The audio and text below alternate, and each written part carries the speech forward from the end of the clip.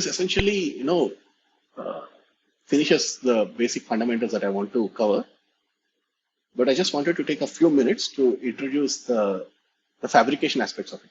So far, we have only focused on the physical and the understanding part of it, right? The theoretical aspects of it. We have not talked about practical aspects of semiconductors.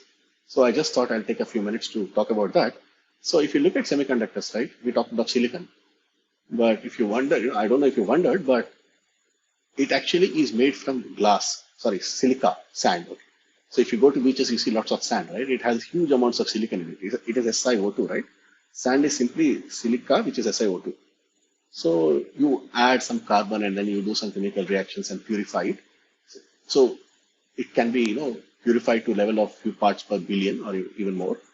So essentially what we do is we start with sand.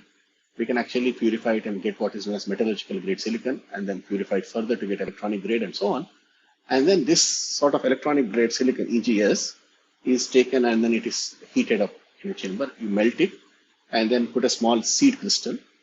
And then there are multiple processes to actually make pure silicon. And eventually you melt it and then you draw that so that a perfect single crystal of silicon forms. And that is what is shown here. This is called as a silicon ingot.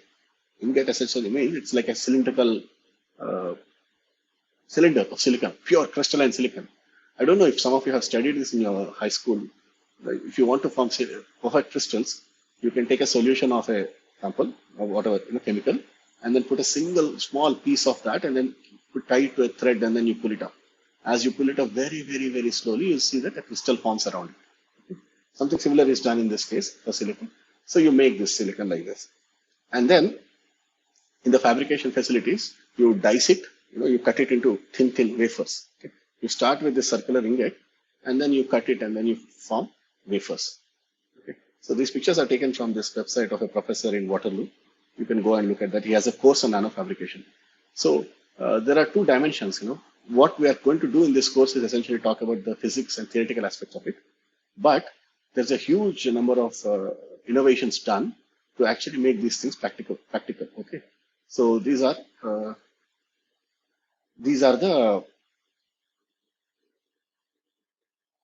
captured in these are taught in a VLSI technology kind of a course. So that will not be required in the undergraduate level, but suppose if you are more interested, you can actually look at that. Okay.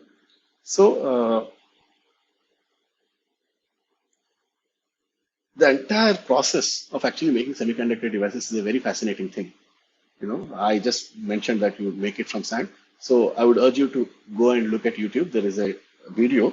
I don't want to play it now, but chip manufacturing, how microchips are made. So there's a video from Infineon.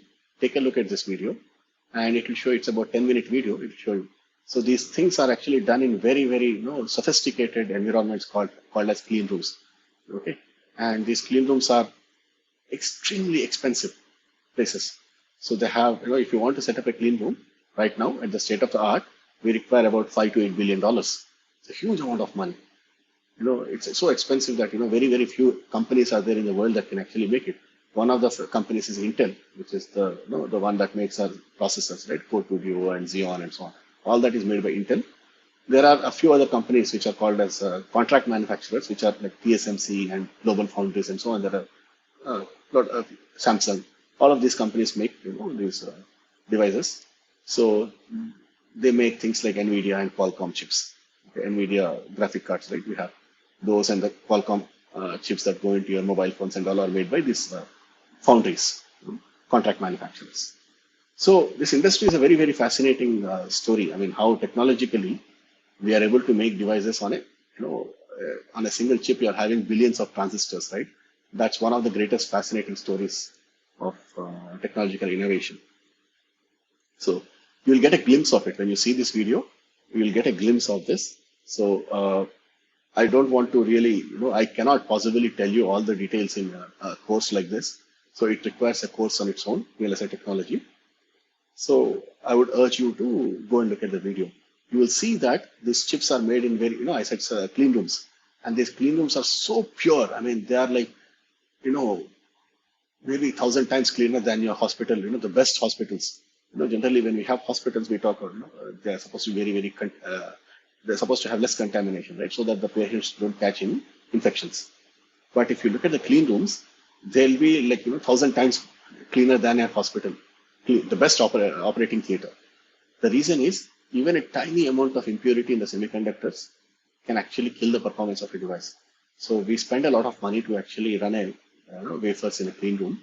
So uh, any contamination is going to kill it. Okay? So you actually see that you'll see people are actually covered in complete hoods, like a clean room dressing gown, which covers every aspect of it except the eyes. You have extreme precautions which are taken to make sure that the environment is very clean. So much so that actually at the cutting edge, the processors, there's a huge amount of automation. You will see in the video that a lot of these wafers are being moved around automatically. Everything's automated so that there is minimum amount of human intervention because human beings are essentially contaminants in the semiconductor manufacturing process. Okay, so please take a look. I'm going to finish a little early today, but I'll urge you to just go and take a look at all these this video especially, and we will be ready to talk about PN junctions in the next class. Okay. So thank you very much. I'll stop here and we'll continue in the next week.